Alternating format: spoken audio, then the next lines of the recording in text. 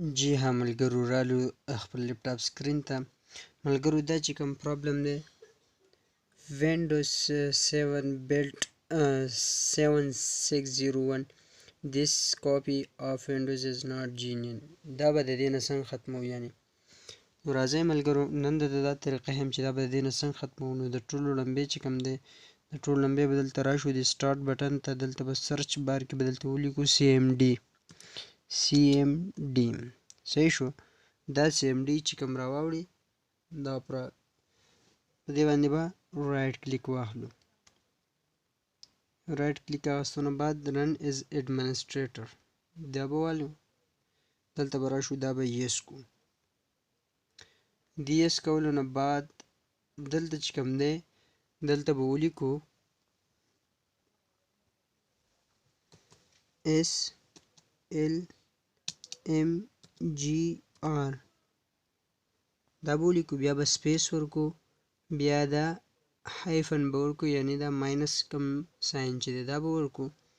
دې ساین ورکولو نه بعد دلته بیا ولیکو REARM صحیح شو. بیا به دا انټر کو، دا م انټر کو. دې نه بعد به دا یو بل باکس راشي دا به تاسو وینئ کمانډ کمپلیټ سکسیسفولي دا به اوکې کو. جی دا مونږ اوکې کو.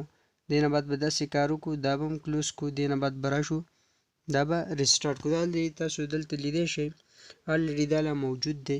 دا چې زه دوباره ریسټارټ کړم دلته به راشو دا به ریسټارټ کو.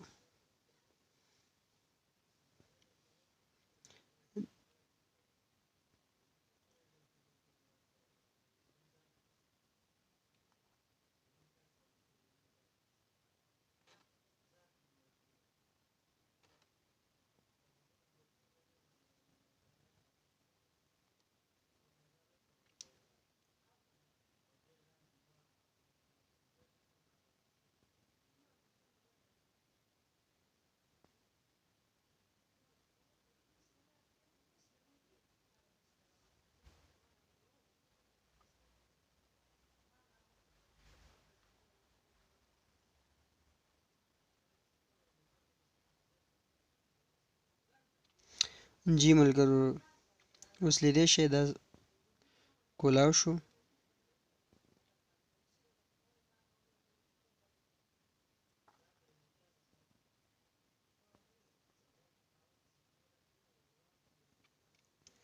اوس تاسو دا وینئ دې چې کوم پرابلم و هغه سال شو یعنی فکس شو. کوم وینډو چې وه پکې مونږ فکس کړه.